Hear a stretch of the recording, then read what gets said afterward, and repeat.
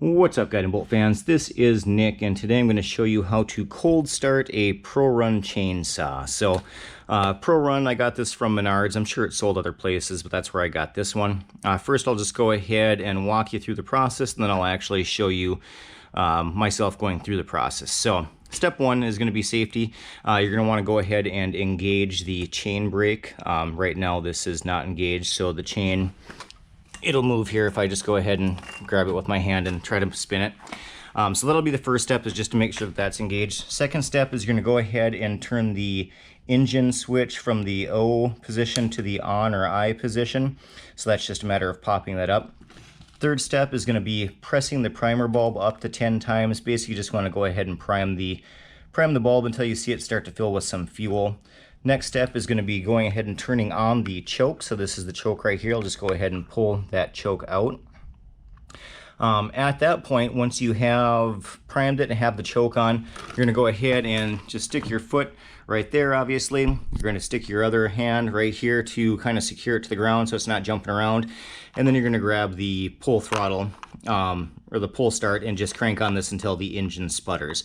Once you kind of hear it start to sputter, at that point you can go ahead and turn the choke back off. So you would, this is the on position, you would just go ahead and press it in. That's going to go ahead and disengage the choke, and then you're going to go ahead and continue to pull on the start lever, or the pull cable, until the engine starts. Once it starts up, it's going to be in kind of a run state. What you're going to want to do then is down here is the I guess throttle trigger. It's going to be kind of engaged, so you're just going to want to go ahead and press this to bring the engine back to an idle position. Otherwise, it's going to sound like it's running. At that point, you're going to want to let it warm up for about 60 seconds just so the engine is in a warm state.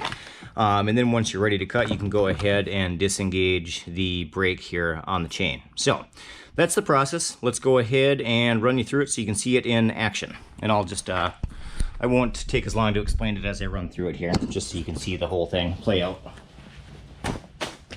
All right, so first thing, brake lock is engaged. Second, we already moved the position here from off to I, so we'll go ahead and put that back into the on position. I'm going to go ahead and press the primer bulb here.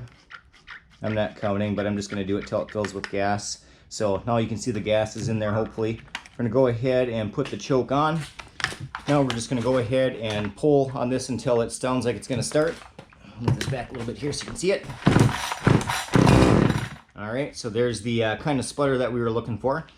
Now we're going to go ahead and turn the choke off, and we're going to go ahead and try to start this again. It's going to be loud, obviously, once I start it, so I'm just going to tell you again that once it starts up, you're going to see me take my foot out of here, and you'll hear the engine kind of going. I'm just going to go ahead and press this to bring it back to an idle state.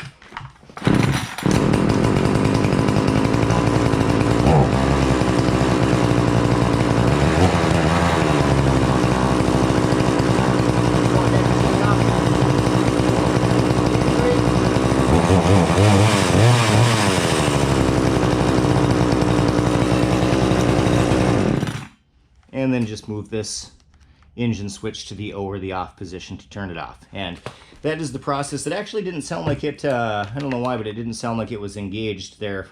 I don't think I actually had to pull the trigger here, but sometimes when I start it up, you can hear the engine actually going, and you do have to press the throttle to bring it to an idle state. So hopefully that's helpful. Thanks for watching, and we'll catch you in the next one.